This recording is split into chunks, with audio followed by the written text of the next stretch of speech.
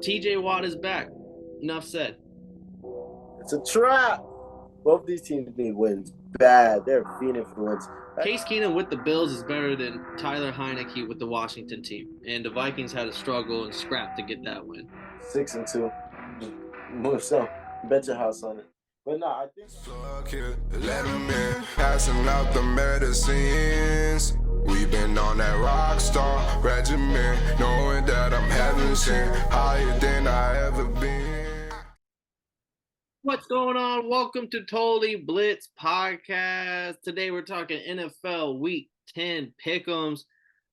And as always, go down and like and subscribe. It means the world to us. And as well, comment your favorite game of the week, or if you're a betting man like myself, comment your favorite bet of the week. I've seen some people doing that this week. The past previous weeks. We enjoy that. Keep it up. But as always, it's Paul Pick'em, Wyndham Concha, and I'm joined with. Hey, man, you already know it's that boy, Kev. I just lost on prime time, so boy, man. It's one thing to lose, but to lose on prime time, we all Gucci though, man. We got another episode for you, man. We're week 9 predictions, man. Fuck everybody though. Well, shit, Kev. If we know before, as always, before we go into the pick'ems for this week, we have to talk the game that just happened. Kev, what happened Thursday night football with the Dirty Birds and the Falcons? I mean, the Panthers. my dog Dean Pease, defensive coordinator, he had a long day. He was kind of getting fucked up from a lot of angles. These short crossing routes was really fucking us up. The run game was fucking us up. By the time I stopped really paying the game hella attention, was Deontay Foreman was like 5 yards to carry, 119 yards and a touchdown. And I was like, that's life. But I think what really fucked me up was Marcus Mariota. I'm not saying that we ever got him to be the best quarterback ever, but we were supposed to run the damn ball. We ran it, but we wasn't as successful as we would want to be. But we did run about 60% of the time, and it just wasn't getting what we needed. Young Ho Cool may have missed the extra point or field goal. You know what I'm saying? But what really got me was Marcus Mariota. It wasn't that he was boofing. He was just boofing at easy times. There are a couple of times you could have found Kyle Pitts one-on-one. There are a lot of interceptions that got dropped by the defense. So it was just an ugly game on both sides of the ball. Best takeaway from it, yeah. Like my boy Al Greer. I still like my boy Al Greer. That's my best takeaway from it. I like my boy Al Greer. And you know what I'm saying? It's tough when y'all can't even put respect on Young Ho Koo. But it's okay, man. It's all right. It's all right. We gonna bounce back. Better, strong, faster. Hey, I will say one thing. I had a whole speech for Arthur Smith, bro. I had it before the game. I wrote it for him. I was gonna give that boy some fucking claps. He still deserves some claps for winning with the team that people thought were only gonna win 3 games all year. But man, this might be the first year I can say I don't think I see a single team that's losing a lot that's given up this far into the season. The Texans, I thought were gonna give up. Them boys try their best to beat the Eagles. They failed. But then the Panthers this week, I thought maybe the Colts, but it might not be the Colts. We'll get into that. But fucking Panthers still fighting. They're all 3 wins are at home, and all 3 wins are in the division. So still wide open, and maybe that shit will matter at the end of the year. Hey, fuck the motherfuckers. Fuck Marcus, man. I'm gonna say he couldn't be here, bro, because he was talking some shit before the game. But I was drunk as fuck, not driving, but driving on my way back home. And motherfucking, I was like, these niggas, so fuck these niggas want. And I was like, first thing I hear is, Kev, Marcus says, Falcons ain't shit, y'all some bitches.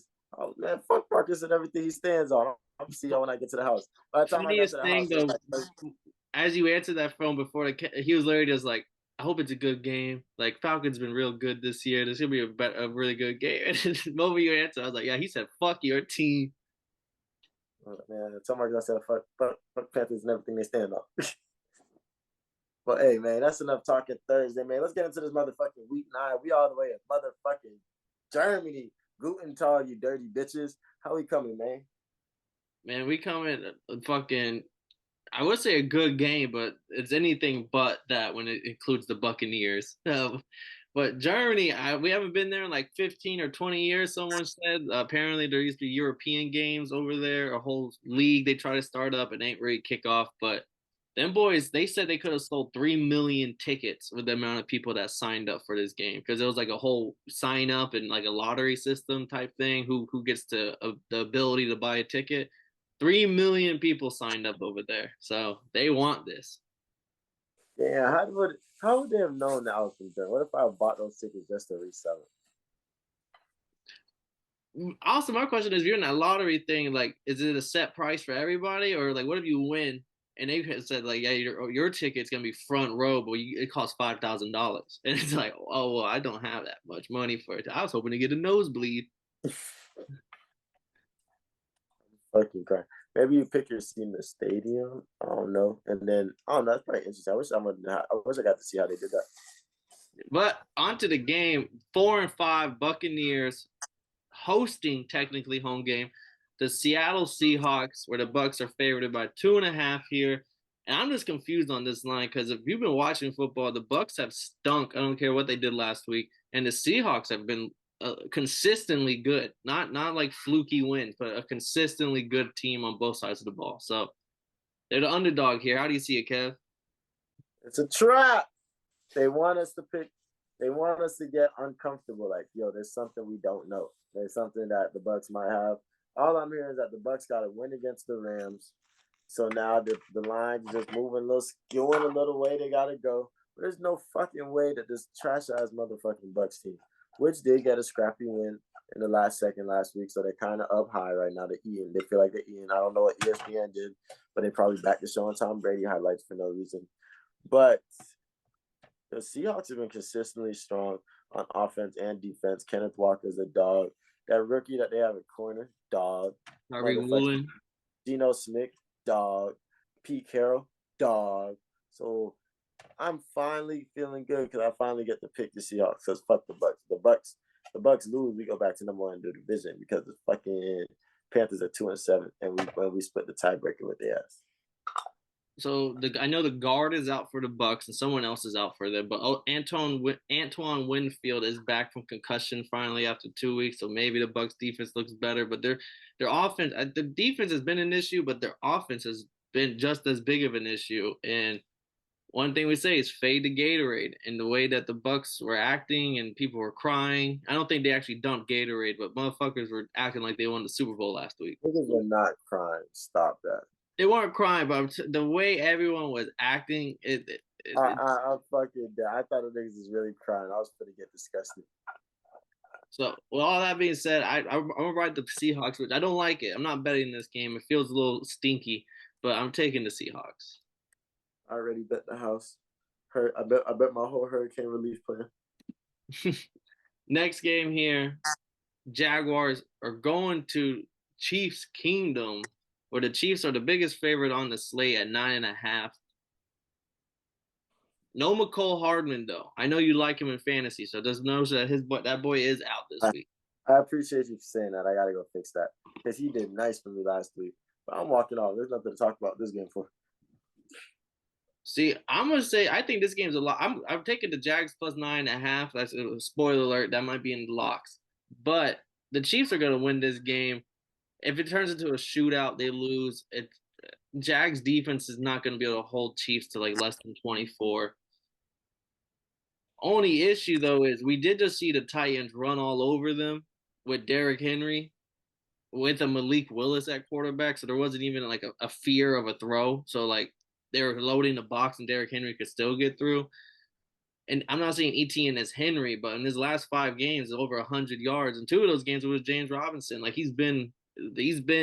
he took off where Breece Hall got hurt. Like, as soon as Breece Hall got hurt, that boy ETN took all his powers, and he's just been feasting on defenses since. So I think that I want to say Kenneth Walker took some of that power too now.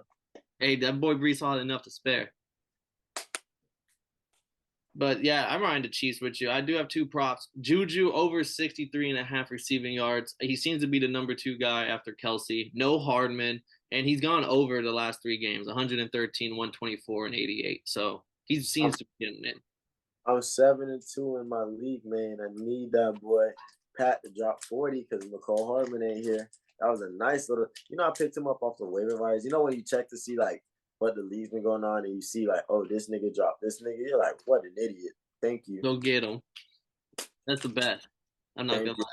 First game this nigga plays for me because they had the bye last week. First game they played for me, 23. Yeah, and I mean now without him there, that's why I think Juju goes over 63. Like Hardman was the number 3, it felt like, so those are the extra targets to go around. And then Travis Etienne over 80.5 rushing yards.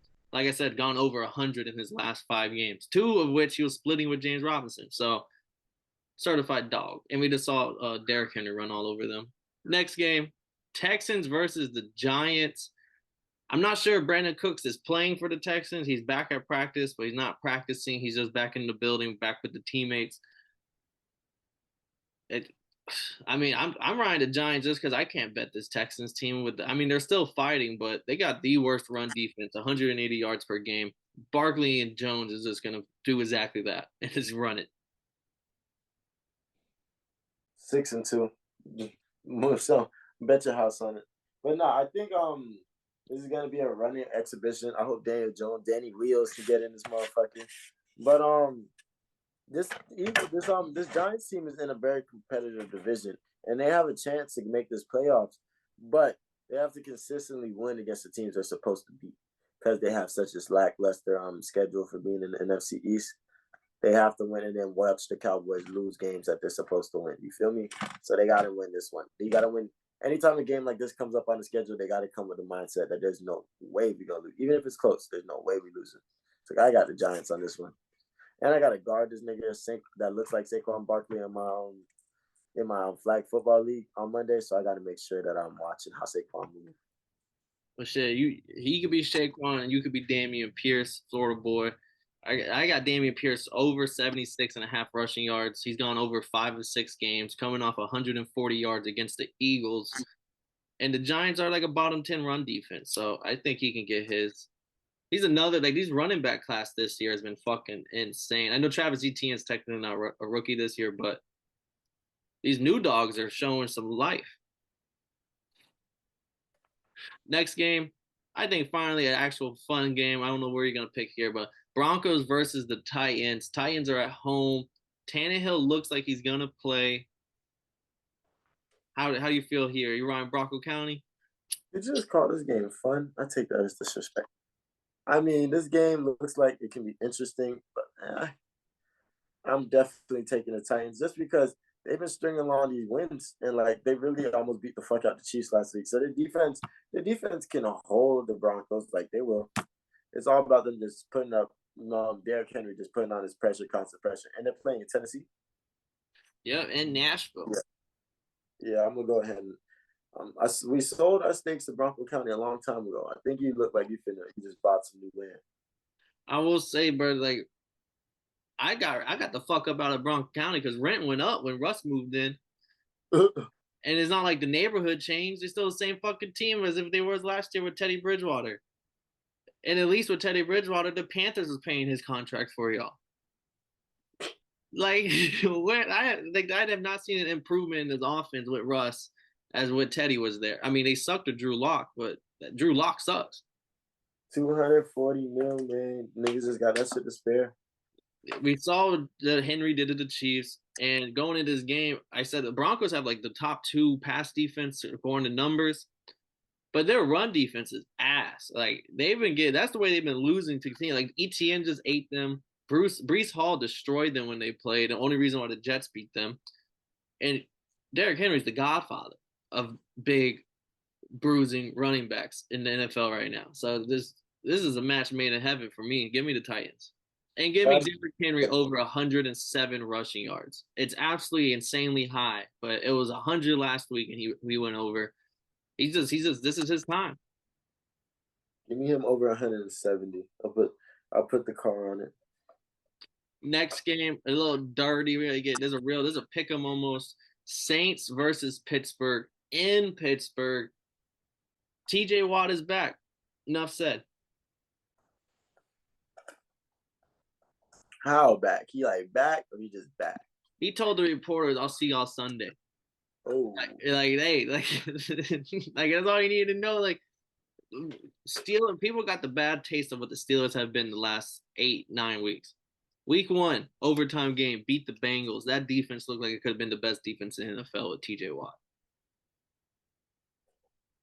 and they're going up against a Saints team with Andy Dalton, the fucking Eric McCoy, the center, and the guard Andres Pete is out, Lattimore out. Jarvis Landry will be back, but the offensive line's hurt. Like this is a game where I see TJ Watt just destroying. Like he's back for real. Like 2.5 sacks. Welcome back, TJ Watt.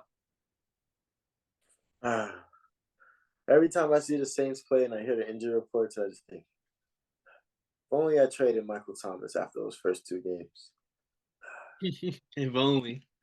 If it was the only reason I didn't trade him was because D-Hop was suspended. I was like, I'll trade him when D-Hop gets back. Now I just have some bum-ass nigga on my IR just sitting there for no reason. Could have got a running back. Jarvis Landry might be in the waivers, though. I will say, like... I checked. So that's how I feel about the fucking type. I got Chris Olave starting. I feel like Andy Dalton and him have some good chemistry, and he's really good. And he's really going to go out there and grab each of those balls. And with Jarvis Landry on the field, that might help take a little bit of pressure off of him. So I'm definitely taking the Steelers though. Fuck the fucking Saints. But the Steelers are going to come through. I'm hoping that they have the chemistry, and TJ Watt hits him with a pregame speech like no other. Mike Tomlin reminds them that we're here to handle business, motherfuckers. And it looks great. Yeah, let me see. Yeah, Steelers are at home as a home underdog. We love that. So we're both riding Steelers. My 2 props, Alvin Kamara under 64.5 rushing yards. TJ Watt is back. They're going to clog those. Like he might get it over the air with some catches because he gets like 5 to 6 a game. But I don't think he's getting over 64.5 rushing yards. And Pat Freiermuth over 3.5 receptions. He's gone over this 5 of 7 games, 3 for 3 with Pickett. So he's gonna get. They love the tight end. They need it. Tight ends are essential. I'm a tight end fan. You need me. Lions versus Bears, divisional game, and shit. This might be. I don't think it's for second place, but like the Packers lose, like second place is still up for grabs. So Bears are favorited at home. It's in Chicago. This is actually a great game because what the fuck are the Lions? But the thing about the Bears is that they're just coming off of this crazy great game. They finally realized letting Justin Fields run the ball is how they're gonna win games. He just had 178. Good for him. And they might be feeling themselves a little too much, but at the same time, hey man, sometimes you gotta smell your own shit. Lions, you can say the same about them. They just got to win over Aaron Rodgers. They just got 3 interceptions on Aaron Rodgers. Like, they got 3 interceptions, only scored 15 points. I'm not. I'll let you know how I feel about my line. Hey, so let me see. The Bears, they can't stop the run, and the Lions got Jamal Williams on a career year. He has like 8 touchdowns, 600 yards, or some shit, 400 or 500 yards. What's DeAndre Swift? DeAndre Swift playing? He's fine. Not back 100%, but last week he played and he was at 85%. This week he's playing, and I'm pretty sure he's probably at 90, 95. So he's getting close to 100%. The Bears let up 140 yards per game on the ground, and I just think that's where the Lions are historically bad defense also this year. So the Bears could be able to throw on them, should be able to run on. I could see this being a 28-31 type of game. Like a field goal wins it at the end. And I think the Lions are finally due to be on the right side of a field goal game. So give me the Detroit Lions as a dog. Really? I respect it. I like the dog. And how many points is the dog? The 2.5 point underdogs. I like the dog. I just don't like the color. I don't like the dog house. Like, you feel me? I'm gonna have to take it and give it to the Bears just off the fact that I feel like they're in the chance where they can string a couple wins together. They're coming off a good momentum. I'm hoping that they practice well. And Nagy, nobody said nothing yet, but that nigga starts losing again. They're going to put his job up for motherfucking, put him back on that hot seat that he was on all last season.